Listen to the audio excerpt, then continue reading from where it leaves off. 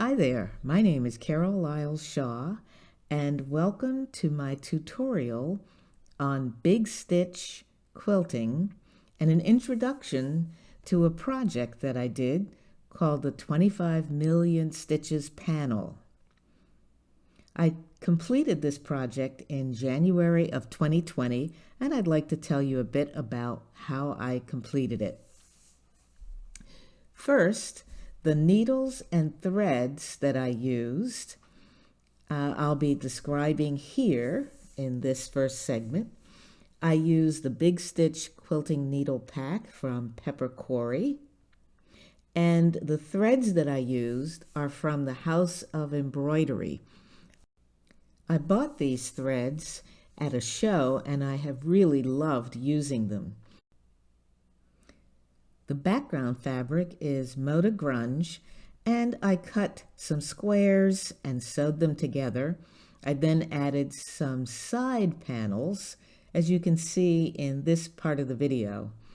I taped them together and then stitched the side panels onto the center panel, and I wrote the words that I wanted my panel to convey in light pencil. So here are the side panels before I stitch them on with a straight stitch. There's no backing or batting in this panel. It's an embroidery project.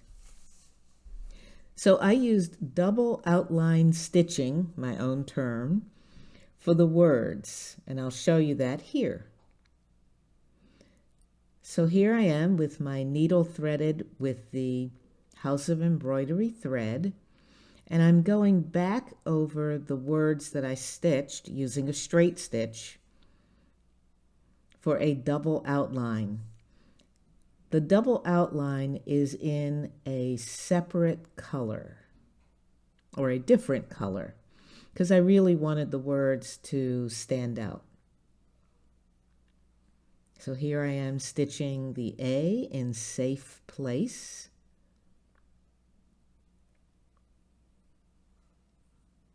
And it's a simple straight stitch, a big stitch, and I turn the panel to the back when I want to knot it, just using a simple tied knot.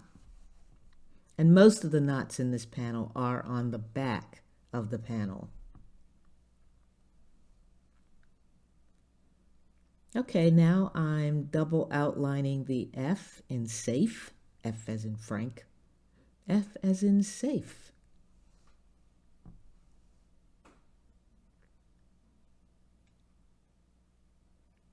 It's a meditative process when you're using Big Stitch, and it's a lot of fun to do in front of the TV, or I guess you could do it outside watching a kid's sports game or something.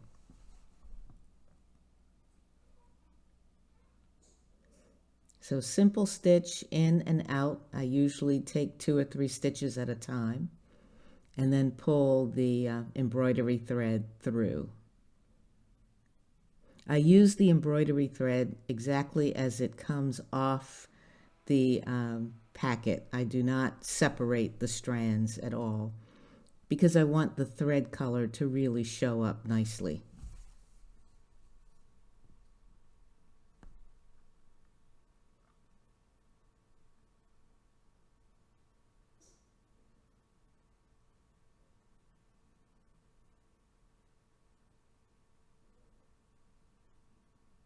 So here I'm going to show you some other parts of the slow stitching.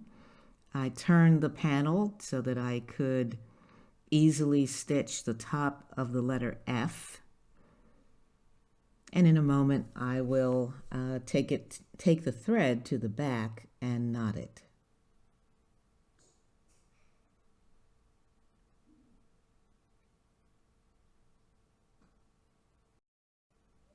Some of the parts of the panel are rectangular panels between the words or the phrases, and I did not use any type of marking tool. I simply improvisationally pieced a design inside each rectangular panel, just judging it by eye. So here I've started a design. Here I've started a design. And in a moment, I'm going to turn at an angle, again, just judging by eye, no marking, because it's meditative and improvisational. So I turned the angle and then turned it again to make this particular linear design. I also don't worry about the length of the stitches. With big stitch, your stitch length can vary unless you want to be more precise, and you could mark or measure. And also with big stitch, it's easy to pull the threads out if for some reason you're not satisfied with a couple of the stitches. You can pull them out, rethread your needle, and go back again. So I'm going to continue on this rectangular panel going down. I think it was about 3 or 4 inches, because the panels, the inside panels, are only about 10 inches wide. The entire piece is 15 inches wide.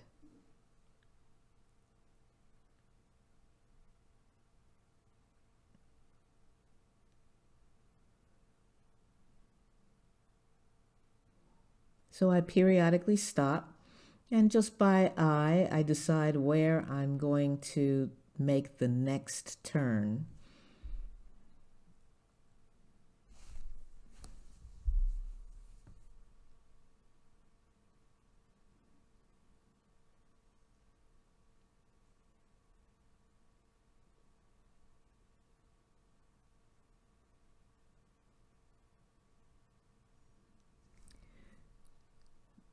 This thread, as you can probably see, is variegated. So this particular thread goes from a green into a sort of turquoise blue. So I've made the turn and slanted this particular line, and in a moment, right here, I will turn again at an angle to my left, parallel to the outside frame of stitching around this particular panel. And again, I'm not being real fussy about the length of the stitches. I try to keep them within a similar range of length, but my goal was to have an improvisational look, not a precise or machine stitched look.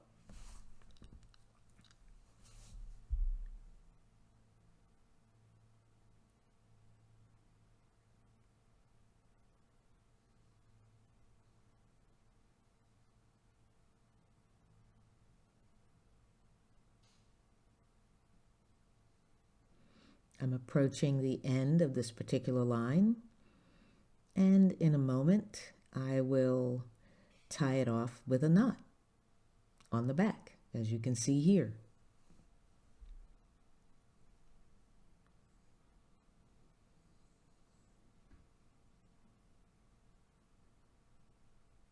This is the back of this part of the panel, and I'll just snip that thread after tying a double knot. And here you can see the front again with that line of stitching that I just completed. It's a very satisfying process. Here is the completed panel. The 3 terms that I used were home at the top, and you can see the bottom word is refugee, although I made that last E very pale, a pale yellow, so that refugee hopefully turns into refuge.